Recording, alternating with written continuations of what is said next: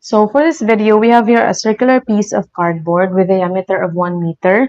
Will be made into a conical hat 40 centimeter high by cutting a sector off and joining the edge to form a cone. So we are asked to determine the angle theta subtended by the sector removed. So this will be removed, ikakat natin to, and ipo-fold natin siya to make this cone. Okay? So we have here the radius of the base of our cone, tapos ang height.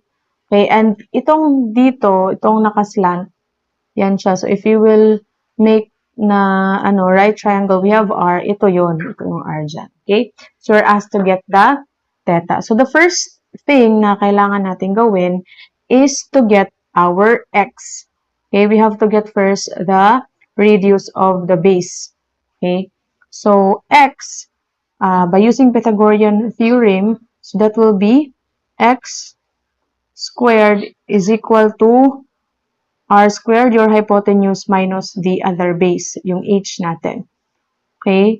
And then, that will become X is equal to the square root of R, which is yung R natin, the radius is, we have, kasi sabi dito, diameter is 1 meter. So, basically, the radius is 50 centimeter.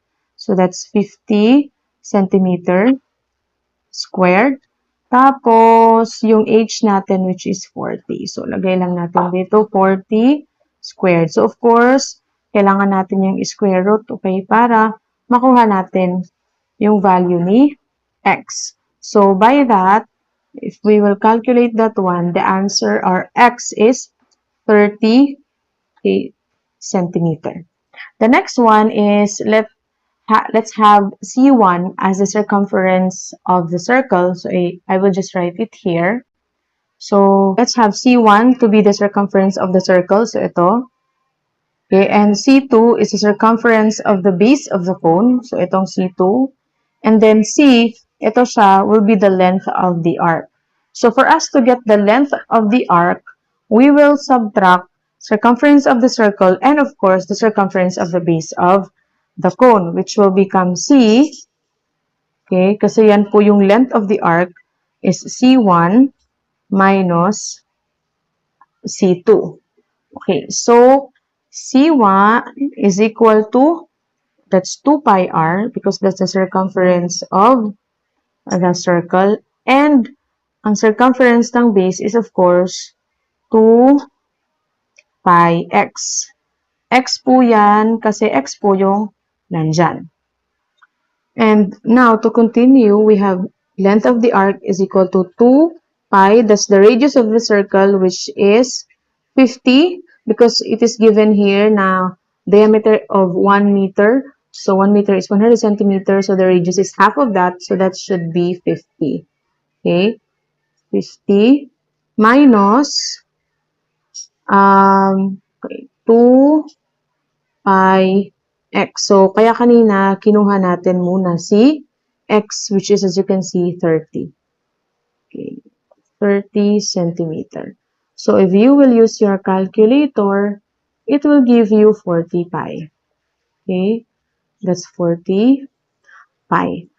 Now, we are asked to get the subtended, itong theta, no?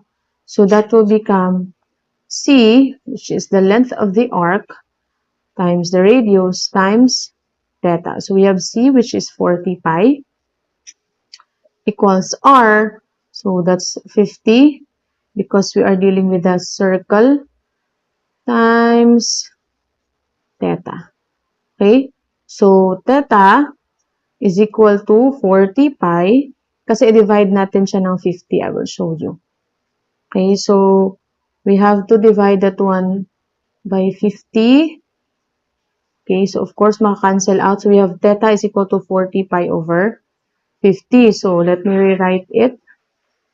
40 pi over 50. Okay, so para makuha natin siya in degrees, we will multiply that one with 2 pi or pi, pwede din, is equal to 360 degrees, diba? Okay, 2 pi is 360 degrees.